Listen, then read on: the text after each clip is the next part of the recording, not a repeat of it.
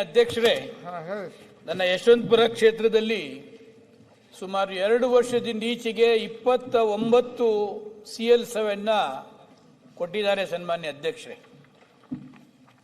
ನಾನು ಪದೇ ಪದೇ ಜಿಲ್ಲಾಧಿಕಾರಿಗಳಿಗೆ, ಎಕ್ಸೈಸ್ ಡಿಸಿಗಳಿಗೆ ಮನವಿ ಮಾಡ್ತಾನೆ ಇದ್ದೀನಿ, ಲೆಟರ್ ಕೊಡ್ತಾನೆ ಇದ್ದೀನಿ.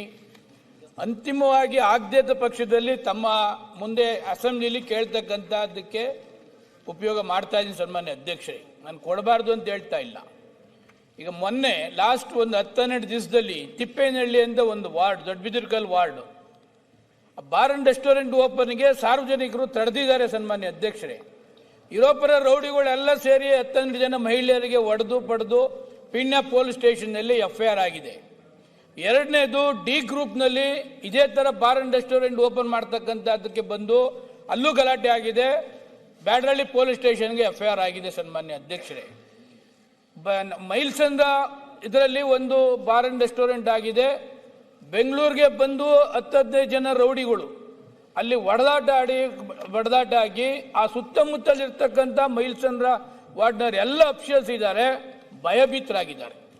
ಇವರು ಆನ್ಸರ್ ಕೊಟ್ಟಿದ್ದಾರೆ ಸನ್ಮಾನ್ಯ ಅಧ್ಯಕ್ಷರೇ. CL7ಗೆ ಇಷ್ಟು ರೂಮ್ಸ್ ಇರಬೇಕು, ಯಾರು ಗೆಸ್ಟು ಆ ರೂಮ್ಸಲ್ಲಿ ಇರ್ತಾರೆ, ಆಮೇಲೆ ಹೋಟ್ಲಿಗೆ ಯಾರು ಗೆಸ್ಟ್ ಬರ್ತಾರೆ ಅವ್ರಿಗೆ ಮಾತ್ರ ಈ ಡ್ರಿಂಕ್ಸ್ನ ಸಪ್ಲೈ ಮಾಡಬೇಕು, ರೂಲ್ಸ್ ಇದೆ ಅಂತಾರೆ ಸನ್ಮಾನ್ಯ ಅಧ್ಯಕ್ಷರೇ. 29 CL7 ಕೊಟ್ಟಿದ್ದಾರೆ ಸನ್ಮಾನ್ಯ ಅಧ್ಯಕ್ಷರೇ. ಒಂದೇ ಒಂದು 29ರಲ್ಲಿ ಒಂದೇ ಒಂದು ರೂಮಲ್ಲಿ ಕೂಡ ಯಾವೊಂದು ಟೂರಿಸ್ಟ್ ಇಲ್ಲ ಸನ್ಮಾನ್ಯ ಅಧ್ಯಕ್ಷರೇ. ಯಾವೊಂದು ಗೆಸ್ಟು ಕೂಡ ಊಟಕ್ಕೆ ಬರ್ತಾ ಇಲ್ಲ. ಖಾಲಿ ರೂಮ್ನ ತೋರಿಸ್ತಕ್ಕಂಥದ್ದು ಇದನ್ನ ಈ ತರ ಮಾಡ್ತಾ ಇದ್ದಾರೆ. ವಾತಾವರಣ ಬಹಳ ಕೆಟ್ಟದಾಗಿದೆ ಸನ್ಮಾನ್ಯ ಅಧ್ಯಕ್ಷರೇ. ಎಲ್ಲ ಕಡೆ ಬಾರ್ ಅಂಡ್ ರೆಸ್ಟೋರೆಂಟ್ ಇವ್ರು ಮಾಡ್ತಕ್ಕಂಥದ್ದು, ವ್ಯಾಪಕವಾಗಿ ಭ್ರಷ್ಟಾಚಾರದಿಂದ ಮಾಡ್ತಕ್ಕಂಥದ್ದು ಸನ್ಮಾನ್ಯ ಅಧ್ಯಕ್ಷರೇ. ನಾನು ಮಂತ್ರಿ ಇದ್ದಾಗ ಸನ್ಮಾನ್ಯ ಅಧ್ಯಕ್ಷರೇ, ಎಕ್ಸೈಸ್ ಇವರಿಗೆ ಅಬಕಾರಿ ಸಚಿವರಿಗೆ ಕೇವಲ 30 ಲಕ್ಷ ರೂಪಾಯಿಗೆ ಒಂದು CL7 ಇದ್ದದ್ದು ಸನ್ಮಾನ್ಯ ಅಧ್ಯಕ್ಷರೇ. ಅವಾಗಲೇ ನಾನು ಗಲಾಟೆ ಮಾಡ್ತಿದ್ದೆ. ಇವತ್ತಿನ CL7ಗೆ ಕೇಳಿದ್ರೆ ಸನ್ಮಾನ್ಯ ಅಧ್ಯಕ್ಷರೇ ಭಯಭೀತರಾಗ್ತದೆ. ಇವರು ಇಷ್ಟೊಂದು ದೌರ್ಜನ್ಯ, ಇಷ್ಟೊಂದು ರೌಡಿಸಮ್, ಆಮೇಲೆ ಏನು ಇಲ್ಲ ಕೊಟ್ಟಿದ್ದಾರೆ ಸನ್ಮಾನ್ಯ ಅಧ್ಯಕ್ಷರೇ. 29 CL7ನಲ್ಲಿ ಒಂದು ತನಿಖೆ ಮಾಡಲಿ. ಯಾವೊಂದು 29 ಸನ್ನದ್ರಲ್ಲಿ ಒಂದೇ ಒಂದು ರೂಮಲ್ಲಿ ಒಂದು ಗೆಸ್ಟ್ ಇಲ್ಲ ಸನ್ಮಾನ್ಯ ಅಧ್ಯಕ್ಷರೇ. ಈ ಲೈಸೆನ್ಸ್ ತೆಗೆದುಕೊಳ್ಳೋಕ್ಕೋಸ್ಕರ ರೂಮ್ಸ್ ಇದೆ, ಅದರಲ್ಲಿ ಬಾರ್ ಅಂಡ್ ರೆಸ್ಟೋರೆಂಟ್ ತಗೋಬಹುದು ಅಂತಕ್ಕಂಥದ್ದು ಮಾಡಿದ್ದಾರೆ. ನಾನು ಎಕ್ಸೈಸ್ DCಗೂ ಪದೇ ಭೇಟಿ ಮಾಡಿದ್ದೇನೆ. ನಮ್ಮ ಬೆಂಗಳೂರು ಜಿಲ್ಲಾಧಿಕಾರಿಗಳು ಅಸೆಂಬ್ಲಿ ನಡೀತಕ್ಕಂಥ ಸಂದರ್ಭದಲ್ಲಿ ಹೋಗಿ ರಿಕ್ವೆಸ್ಟ್ ಮಾಡಿದ್ದೇನೆ. ಅಬಕಾರಿ ಸಚಿವರಿಗೂ ಕೂಡ ಪರ್ಸನಲ್ ರಿಕ್ವೆಸ್ಟ್ ಮಾಡಿದ್ದೇನೆ.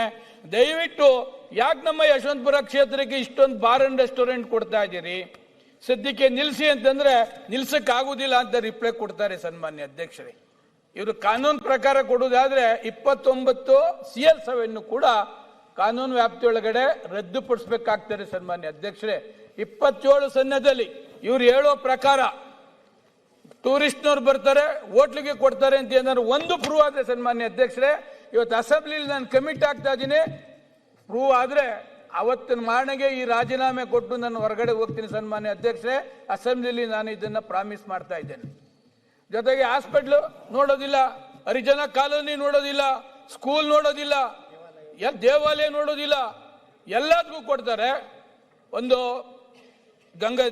ಇದರಲ್ಲಿ ನನ್ನ ಕಾನ್ಸ್ಟಿಟ್ಯೂನ್ಸಿ ಏರೋಳ್ಳಿ ಸನ್ಮಾನ್ಯ ಅಧ್ಯಕ್ಷರೇ, ನಾನೇ ಸ್ಟ್ರೈಕ್ ಕುಂತಿದೆ ಸನ್ಮಾನ್ಯ ಅಧ್ಯಕ್ಷರೇ. ಆ ಎಂಟೈರ್ ಬಡಾವಣೆಯರು ಒಂದು ಬಾರ್ ಮಾಡ್ತಾರೆ, ಅದ್ರ ಪಕ್ಕದಲ್ಲಿ ಚಿಕನ್ನು, ಮಟನ್ನು, ಈ ಕಡೆ ಇದೆಲ್ಲ ಮಾಡ್ತಾರೆ ಸನ್ಮಾನ್ಯ ಅಧ್ಯಕ್ಷರೇ.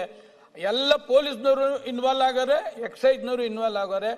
ನಾನೇ ಸ್ವತಃ ಏರೋಹಳ್ಳಿಲಿ ನಾನೇ ಸ್ಟ್ರೈಕ್ ಕುಂತರೂ ಕೂಡ ಒಂದೇ ಒಂದು ಆಕ್ಷನ್ ಈ ಅಬಕಾರಿ ಇದರಲ್ಲಿ ಆಗ್ತಾ ಇಲ್ಲ ಸನ್ಮಾನ್ಯ ಅಧ್ಯಕ್ಷರೇ.